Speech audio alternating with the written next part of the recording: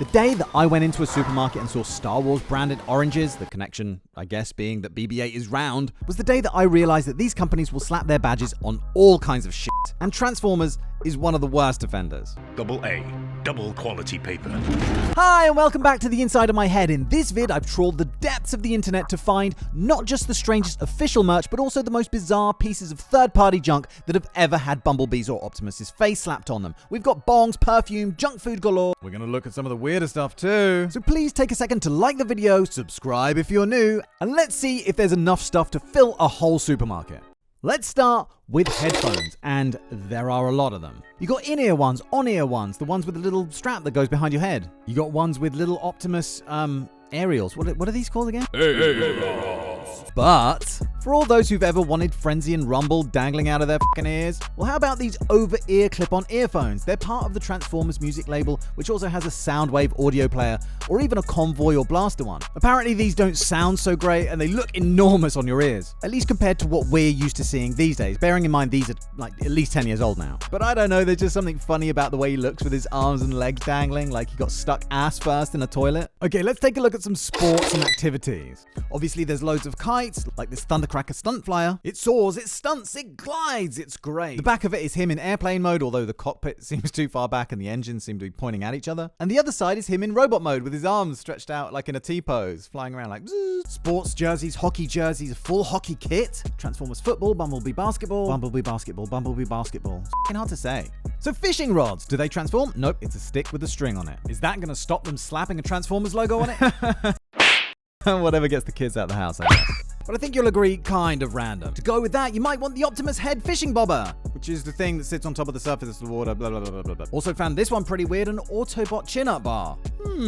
Okay. There are tons of Transformers sneakers, Nike, Puma, Diodora, and Bait. I had these Osiris ones for a while. And damn, I wish I hadn't thrashed them to pieces because they fetch money now. But the ones that take the biscuit are Adidas because, I guess, their ones light up. Who doesn't like that? Fun. These are the X9004L and are only available in China, and I don't know how practical these things are, but at least they've taken the extra step to make their product look and feel Transformers. There's flip-flops, not just for kids. There are skis, snowboards, skateboards, dartboards, and fart catchers. No, there aren't. I just needed some way to round that off. Obviously, there's tons of proper Transformers video games, but there was the tie-in where Optimus turned into a PlayStation 1 and Megatron into a Mega Drive. Clearly, they didn't work as consoles, but they were pretty cool, even coming with transforming memory cards and controllers and stuff. There was even a gold one, although I don't know what the story is there. There's also the Tiger Electronics Gen 2 game. These things were...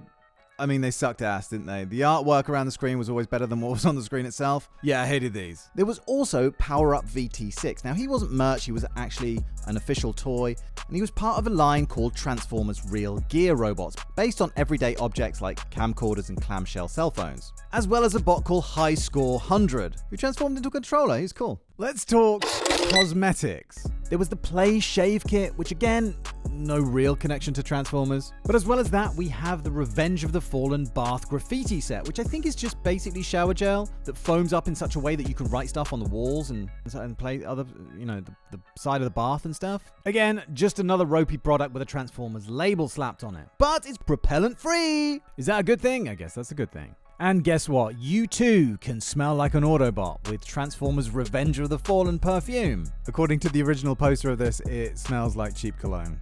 Apparently his wife bought it for him for Christmas, and he doesn't look too impressed. There was the time Ultra Magnus was a toothbrush holder, and the time Optimus dispensed hand sanitizer. What about food stuff? There were a few. The ones that stood out to me were Cheetos, because I believe at some point I saw that there was a Cheetos comic to tie in with Age of Extinction. I looked into this while I was researching my crossovers vid. I couldn't really find any trace of it. Apparently it had only been released in Russia, I think. So that's a shame. Dunkin' Donuts did these tumblers to tie in with Transformers Animated. And of course they didn't transform, but they did combine like your drink in the bottom there with like a little tray with all these... Would you call these donuts? What are nuggets? Dough nuggets. Let's go with that. Dough nuggets. That's clever. That's clever. Chicken dough nuggets. No, that doesn't work at all. Dunkin' Donuts also did Crocs. Nothing to do with Transformers, just what the fuck. Although, of course, there are Transformers Crocs. KFC did Crocs.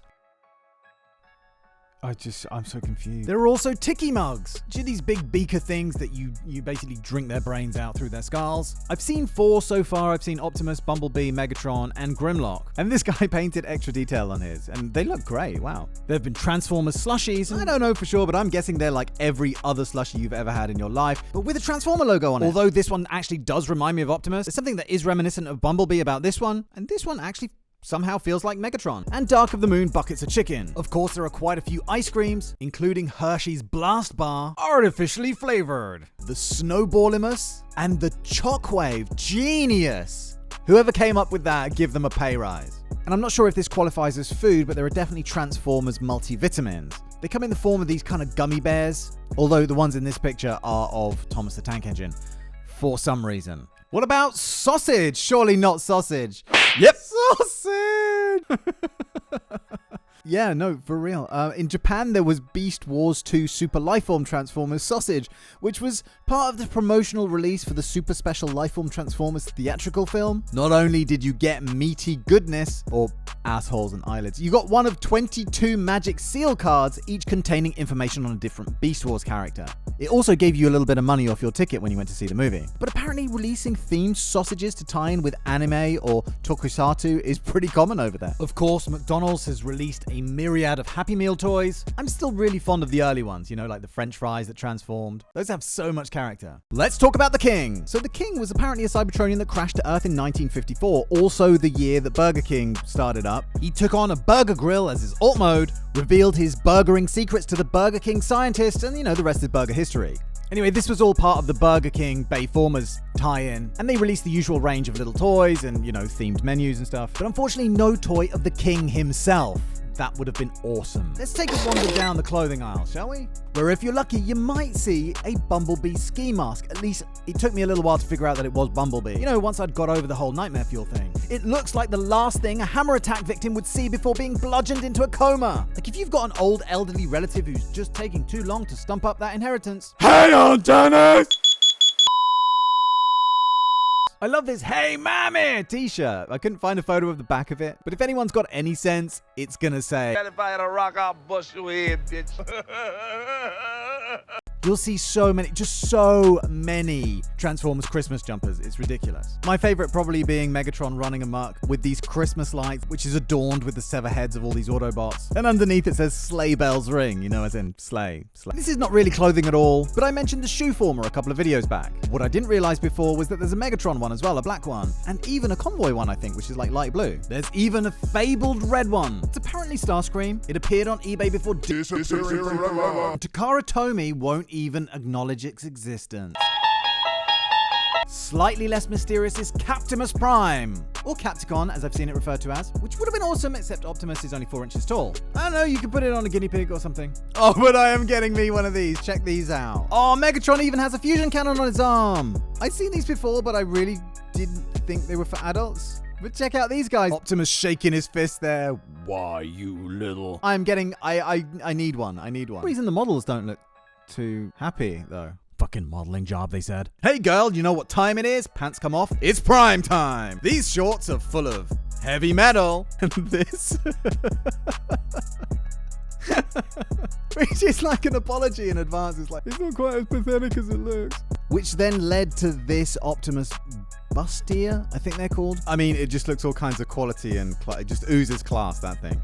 And from what I could see, this is it. Like, there's no other part of this outfit. You're supposed to wear this with just jeans. And what is with her? Is she one of those robots from the Stepford Wives? So those all led me to these, which then led me down this whole fucking cosplay rabbit hole, which in turn led me down this whole Cybertronic Spree rabbit hole, which if you don't know is this band that plays 80s metal while dressed in Transformer outfits. See for yourself. Ugh, the internet is just too random. I can't take it. What about smokers? Surely there's no way to get any money out of them, is there? Wrong! There's tons of lighters. Some of them are pretty cool. Ashtrays too. All you gotta do is lever the top of your favorite bot's cranium off before depositing hot ash inside of his hollowed out skull. And if tobacco isn't your thing, well, there's this. Or somebody made this Bumblebee Bong. Bumblebee Bong, Bumblebee Bong. Basically, you take the hand off and that becomes your suck pipe? No, that doesn't sound right. Basically, you take the hand off and that becomes your mouthpiece. But the coolest thing is how you see the smoke all mixing up in the belly. Belly bong, Bumblebee, belly bong. There's a Megatron one too. I guess your smokable product goes in here and then you smoke it through the tank cannon on his back. If we look into the jewelry counter, There's tons of pendants and dog tag type necklace things, including these Ravage ones that I thought were pretty cool. The Grimmy ones I really like. There's rings galore, some better than others. I mean, at least get his eyes pointing in the same direction, for God's sake. Rings that can convert Cybertronian into English. Actual wedding rings. With this ring ID, yeah, motherfucker! There's jewelry for your cuffs, there's jewelry for your belt, jewelry for your car, jewelry for your bow tie, jewelry for your belly button. I think it's for your belly button. Yeah, there's loads of body piercing type stuff, some of which I can't even figure out where it goes. And I even found this 14 karat gold pendant studded with diamonds that sells for about $5,000. Anyway, then I went looking for watches because I had this thing as a kid, which I remember being awesome, but seeing it now looks like a complete piece of shit. This thing I treasured before I nearly blinded the Polish kid with it. Long story, I'll go into that more in my knockoffs vid. But I found this, which I thought looked like a pretty respectable looking item. It's got dual mechanical/digital displays, officially licensed by Hasbro, precision movement protected by a waterproof and shock resistant armored enclosure. Not sure why they made this model look a total tit by putting it upside down on his wrist. And then you realize it's as big as a frisbee. Then G-Shock came along in 2019 with this.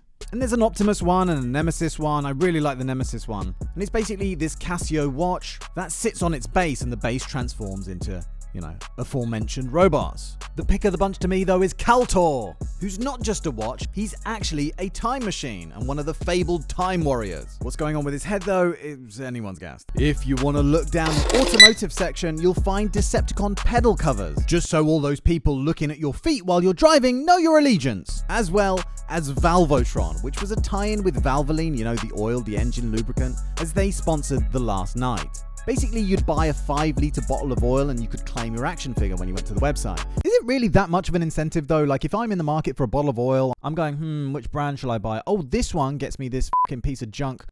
It does work, doesn't it? Shit! That's exactly what I would do. I want the junk. I want it bad. You'd also get a scratch card in there that would let you claim other stuff, too. Like this thing, which I think is a bag for your bottle of oil to stop the oil going everywhere. It's pretty clever, actually. Now, this guy didn't transform. Nope. Pretty basic, like one of those bootlegs you get, but it did come in a bottle-shaped plastic box to give you some sort of idea of what he would transform into if he could transform.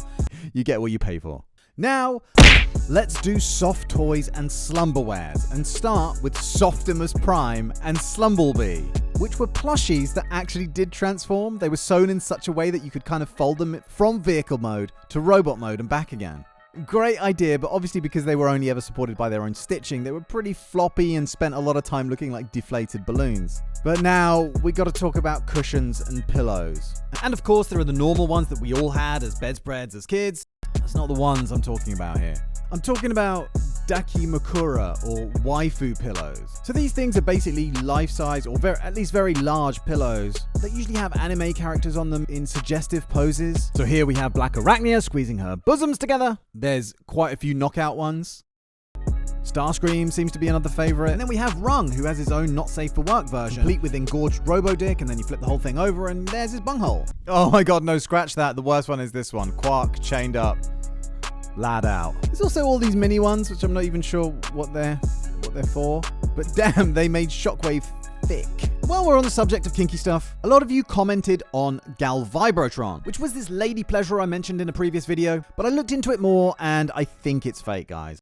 Couple of notable mentions now. These lampshades, where some of the bots look kind of funky. Oh, Magnus, what did they do to you? This Starscream zipper clip and whatever the hell this is. At first, I thought it was like an inflatable for going in the sea with, but apparently in Asian countries, they put bells on these things. I've seen a couple of different types of piñata and the 6-in-1 sandbot, which from this angle just looked like a bucket, right? But when you check out the other side and you hang the little shovel and the rake on the... Look at it, it's amazing, look at this genius. Apparently the front of it became some kind of scoop and the helmet was like a water strainer. And apparently they're really, really rare because not many survived all those days at the beach. There's an Optimus stress ball, and one time they made Megatron into a gumball dispenser. Basically you unscrewed his head, you filled him up with gumballs, you put a coin in his crotch, and then you slid it across and it gave you a gumball. We'll leave the toy aisle for its own video because that could really be a 1-hour video just by itself.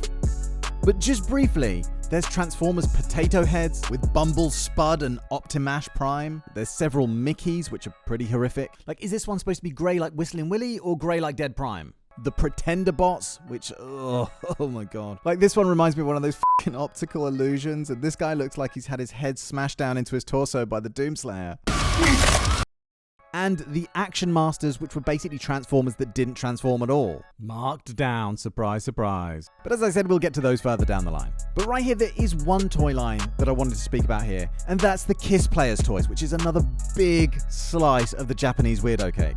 Kiss Players is a 2006 Takara Tomy franchise set between the 1986 movie and season 3 of G1. Basically, after Rodimus threw Galvatron into space in the 86 movie, Galvatron crash-landed on Earth, blitzing Tokyo and wiping out millions of innocents. Rodimus feels so bad that he gives up the Matrix. Then the story re-centers on this kid, Akari, who was orphaned by Galvatron's crash. Except it's not a kid, she's an adult, who is just drawn that way.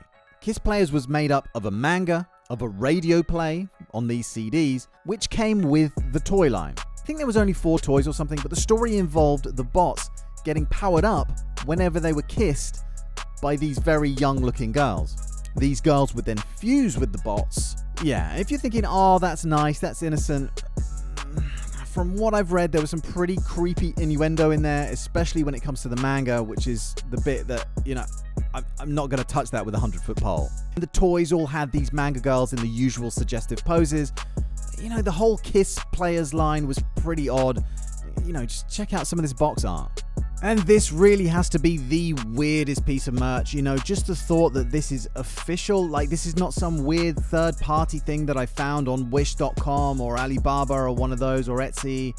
Someone thought this was a good idea and approved it. Alright, you guys, let's leave that there for now. I'm sure that there are tons of weird items that I've missed, so get in the comments and let me know, and I can always do a follow-up. In fact, I'm going to do a follow-up anyway, like probably right on the back of this video, just questioning where is all the Rise of the Beast stuff? Like, why are we not getting this level of marketing from Rise of the Beasts? I want to say a huge thank you for 30,000 subscribers. I'm going to do a little thank you video probably next week. I've got a quick video on the Godzilla Kong title reveal video coming out. Just some thoughts and theories, really. I'm working on Transformers with supernatural powers, and I'm starting to get my shit together for most powerful entities who aren't Autobots or Decepticons. I'm also going to be talking about the feature-length animated movie that's coming out next year, so make sure you subscribe for all of that stuff, and make sure you check out my gaming channel because I've just uploaded the latest slice of my Devastation playthrough. And I've just started War for Cybertron. So thank you very much for watching. Thank you very much for supporting the channel.